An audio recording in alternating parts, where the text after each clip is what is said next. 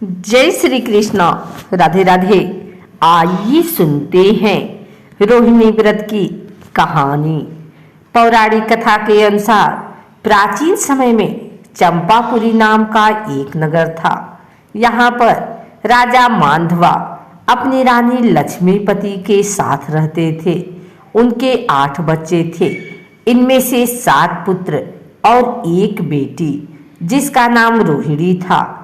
एक बार राजा ने निमित्त ज्ञानी से पूछा कि कौन उसकी बेटी का वर होगा, तो उन्होंने कहा कि तेरी पुत्री का विवाह हस्तिनापुर के राजकुमार अशोक के साथ होगा।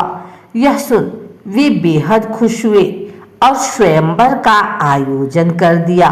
स्वयंवर में रोहिणी ने राजकुमार अशोक के गले में वरमाला डाल दी। खुशी के माहौल में दोनों का विवाह संपन्न हुआ। एक समय हस्तिनापुर नगर के वन एक मुनिराज आए। श्री चारण मुनिराज के दर्शन करने के लिए राजा अपने प्रियजनों के साथ वहां आए। सभी ने उन्हें प्रणाम किया और धर्मोपदेश को ग्रहण किया। राजा ने मुनिराज से पूछा कि आखिर उनकी रानी इतनी शांत चित्त क्यों है। मुनिराज ने उत्तर दिया, कहा कि इसी नगर में एक राजा था जिसका नाम वस्तुपाल था। इसका एक मित्र था जिसका नाम धनमित्र था। इसकी एक कन्या थी जो दुर्गाधा थी।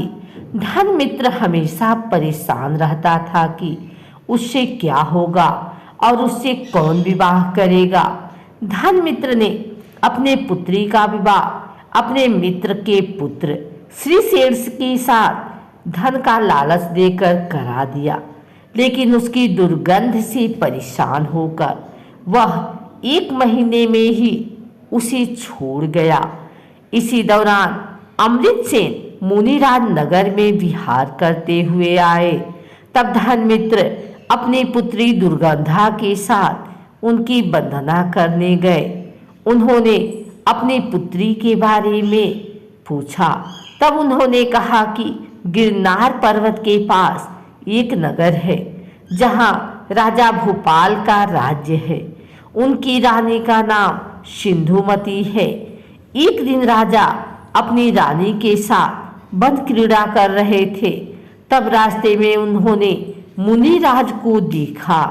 तब राजा ने रानी से घर जाकर कहा कि ओ मुनि के लिए भोजन की व्यवस्था करे। रानी ने राजा की आज्ञा तो मान ली, लेकिन उन्होंने क्रोधित होकर मुनिराज को कड़वी तुम्बी का आहार दिया। इससे मुनिराज को अत्यंत वेदना सहनी पड़ी और उन्होंने अपने प्राण त्याग दिए। तब इस बात का पता राजा को चला तो उन्होंने रानी को राज्य से निकाल दिया। उसके शरीर में कोढ़ हो गया और प्राण त्यागने के बाद वह नरक में पड़ गई। दुखों को झेलने के बाद वह इसके बाद पशु योनि में उत्पन्न हुई और फिर तेरे घर दुर्गंधा कन्या के रूप में उत्पन्न हुई है। यह सुन धनमित्र ने पूछा कि क्या कोई ऐसा विधान या व्रत है जिसके जरिए इस पातक को दूर किया जा सके। तब मुनिराज ने कहा कि सम्य दर्शन सहित रोहिणी व्रत पालन करो।